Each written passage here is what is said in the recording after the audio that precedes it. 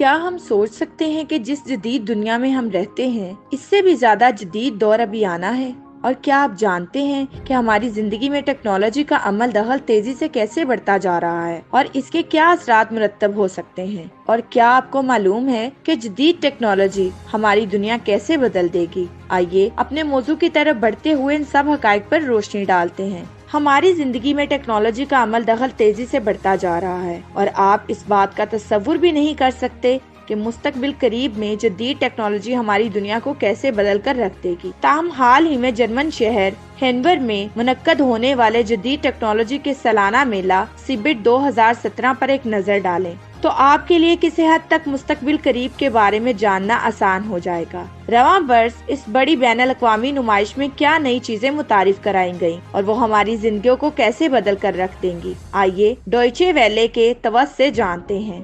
گاڑی جو آپ کی اداز سمجھتی ہے، اس سال سیبٹ میں مشہور کار ساز ادارے BMW اور ٹیکنالوجی کی دنیا کے نامور ادارے IBM ایک ساتھ دکھائی دیے۔ دونوں ادارے ایک ایسی سمارٹ کار بنانے میں مصروف ہیں جو اپنے مالک کی عادات اور مزاج سے آگاہ ہوگی۔ آپ کی آج مصروفیات کیا ہیں؟ مستقبل کی کار نہ صرف ان باتوں سے واقف ہوگی بلکہ آپ کو مشورے بھی دے گی۔ یوں سمجھیے سمارٹ کار اب آپ کی مشیر بھی ہو سکتی ہے۔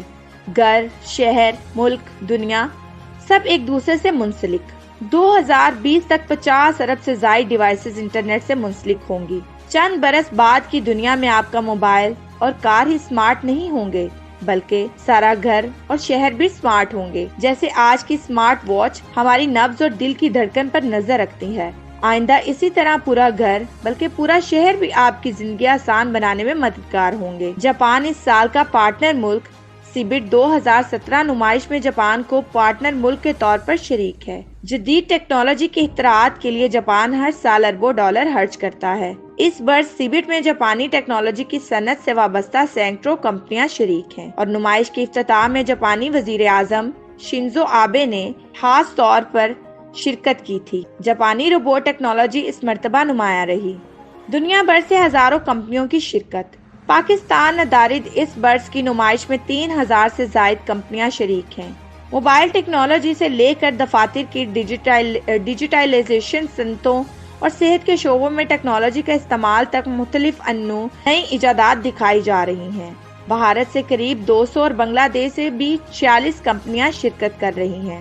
تاہم پاکستان سے اس مرتبہ کسی کمپنی نے شرکت نہیں کی۔ 3D پرنٹر سے انسانی اعضاء کی پرنٹنگ۔ مستقبل قریب میں جدید ٹیکنالوجی انسانی صحت میں کیسے مددگار ثابت ہوگی، اس کی ایک بھرپور جھلک بھی اس نمائش میں دکھائی دیتی ہے۔ مثال کے طور پر 3D پرنٹر کے ذریعے انسانی اعضاء اور انسانی ٹیشوز کی پرنٹنگ۔ اس سال صحت اور ٹیکنالوجی کے موضوع پر کئی کانفرنس کا انعقاد بھی کیا جا رہا ہے جن میں ماہرین صحت کے شعبے میں ٹیکنالوجی کے استعمال پر اب تک کی گئی تحقیق پیش کر رہے ہیں۔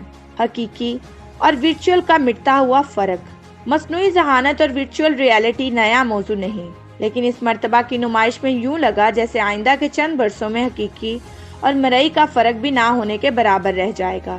پہلے ورچوئل ریئلٹی اینکوں کے ذریعے غیر حقیقی دنیا کی سفر کیا جا سکتا تھا، لیکن اب کی بار تو ایسی ایجادات دیکھی گئی جن کے ذریعے صرف آنکھیں ہی نہیں بلکہ پورا انسانی جسم ایک غیر حقیقی دنیا میں جا کر محسوسات کا احاطہ کر سکے گا۔